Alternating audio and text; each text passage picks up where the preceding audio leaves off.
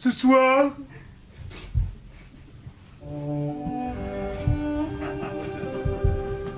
cochon rentre à la maison.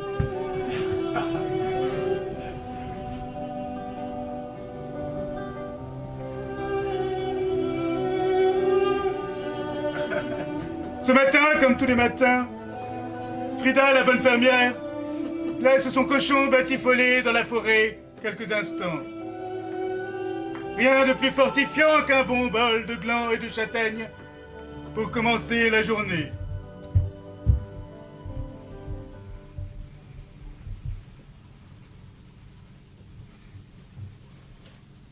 La récréation est terminée. Dépêche-toi de rentrer. Je dois aller nourrir les poules, moi. Mais le cochon bouche pleine fait la sourde oreille. La Frida, qui ne supporte pas la contrariété, Supporte pas. va trouver du renfort auprès du meilleur ami de l'homme. Réveille-toi, Médor. Va croquer les fesses dodues de ce cochon têtu. Il n'est hélas pas aussi obéissant que toi. Mais le docile molosse se fiche pas mal de sa réputation. Il soulève péniblement une paupière et marmonne. « Pourquoi veux-tu que j'aille le mordre? Il ne m'a rien fait. En plus, cela risque de me donner chaud. Et un chien chaud n'est bon qu'avec de la moutarde. » Dio moutarde. La bonne fermière, qui ne supporte pas la désobéissance, Supporte pas. s'en va trouver le bâton.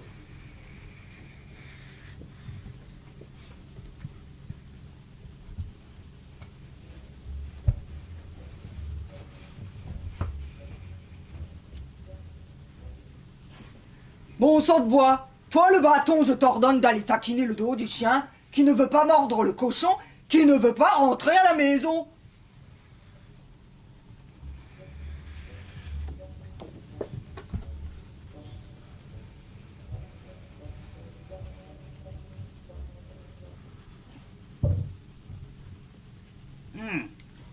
Servir de matraque réveille mon trac. Et puis ce chien ne m'a rien fait. Je suis bâton de berger, moi, et non bâton de fessée. Frida, outrée par tant de rigidité, Je suis outré. se dit que le bâton pliera devant la menace du feu.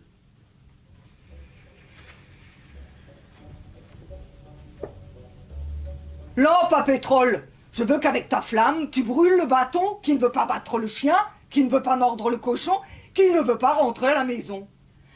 Je n'ai pas de raison de réduire ce pauvre bâton en cendres. Il ne m'a rien fait. D'ailleurs, je ne me consume que pour éclairer cette grange. Yo, ils se sont donné le mot pour me retarder aujourd'hui.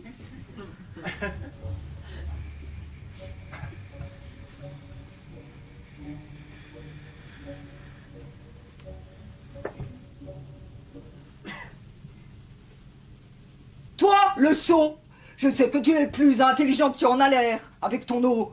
Va éteindre la flamme qui ne veut pas brûler le bâton, qui ne veut pas battre le chien, qui ne veut pas mordre le cochon, qui ne veut pas rentrer à la maison. Je n'ai pas de raison d'éteindre cette flamme. Elle ne m'a rien fait. Et puis, je ne suis pas si sot. Moins je m'approche du feu et mieux je me porte.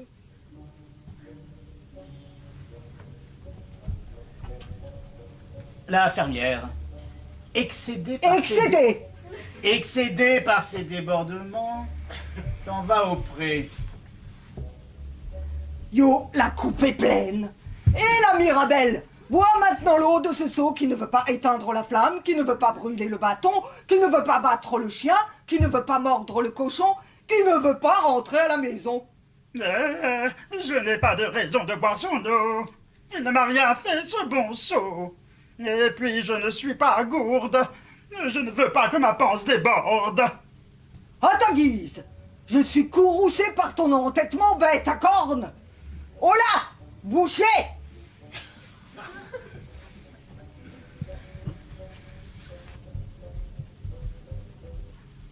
Transforme-moi cette ruminante en beefsteak bien tendre.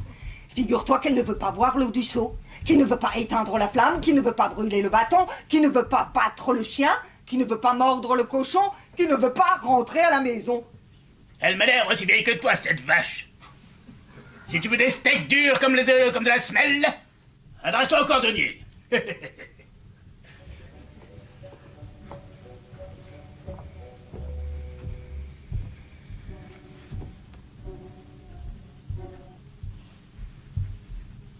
Devant tant de roublardise, Fridoline décide d'abattre sa dernière carte. Elle va trouver Robus, le gendarme qui ouvre l'œil et lui fait toujours les yeux doux. Oh, mon valeureux chevalier de l'ordre et du mérite. Je te supplie d'arrêter et de mettre en prison ce mufle de boucher qui ne veut pas découper en rondelles ma Mirabelle, qui ne veut pas boire l'eau du seau, qui ne veut pas éteindre la flamme, qui ne veut pas brûler le bâton, qui ne veut pas battre le chien, qui ne veut pas mordre le cochon, qui ne veut pas rentrer à la maison. Ma petite fleur des champs, si ce malotru t'a fâché, je m'en vais le jeter au cachot.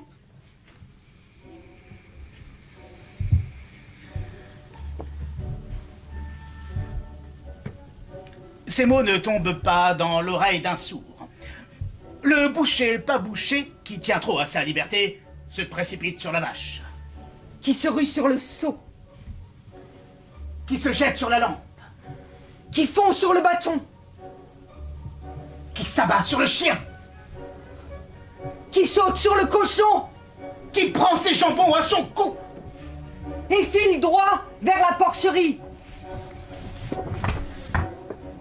Essoufflée comme jamais, la rondouillarde Frida s'approche de l'entrée du bercail. Enfin, je te tiens, tête de l'art. Tu es coincé maintenant? À cause de toi, j'ai perdu toute une matinée de labeur. Pourquoi n'as-tu pas obéi tout de suite? Réponds, si tu ne veux pas finir en boudin purée. Je serais rentré tout de suite si tu m'avais dit s'il te plaît. Ce n'est tout de même pas compliqué de demander les choses poliment. Nom d'un steak caché, tu ne me l'as pas dit non plus, fermière. M'en sors de boire, pareil pour moi. J'en rougis pour toi, Frida. Accablée par toutes ces remarques, notre pauvre fermière reprend son travail là où elle l'avait laissé, en promettant qu'à partir de ce jour, elle n'oubliera plus jamais de dire S'il te plaît, et merci.